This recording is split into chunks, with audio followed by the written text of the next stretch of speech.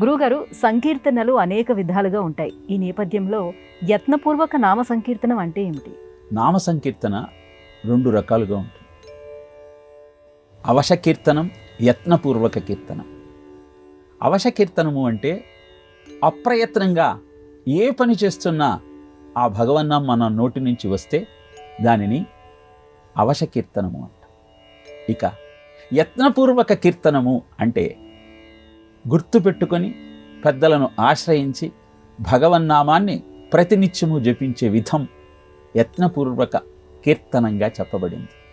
అజామిలుడు అంత్యస్థితిలో ఉన్నప్పుడు ప్రాణాన్ని వదిలేసే సమయంలో తన కొడుకును తలుచుకొని అప్రయత్నంగా నారాయణ నారాయణ అన్నాడు. నిజానికి భగవంతుణ్ణి కీర్తించాలన్న ఆలోచన ఆ సమయంలో అజామిలుడిలో లేదు. కేవలం తనకు అత్యంత ఆత్మీయుడైన కొడుకును పిలవాలన్నదే ఆలోచన. కానీ ప్రాణత్యాగం చేసిన తరువాత విష్ణుదూతలు అజామిలుణ్ణి కటాక్షించటానికి అవతరించారు. యమదూతలు వచ్చి, చేయని పాపం లేదు ఈ అజామిలుడు, ఇతనికి మీరు ఎలా ముక్తిని ప్రసాదిస్తారు అని అడిగారు.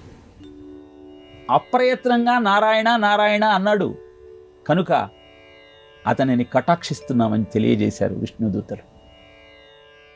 అలా అప్రయత్నంగా అన్న అజామిలుడికి ఆ అంత్య సమయంలో విష్ణుదూతలు యమదూతలు మాట్లాడుకున్న మాటలన్నీ వినపడి మళ్ళీ కొంతకాలం స్వర్గావాసం తరువాత జన్మనెత్తి ప్రయత్నపూర్వకంగా భగవన్నామ సంకీర్తన చేస్తూ ముక్తిని పొందాడు.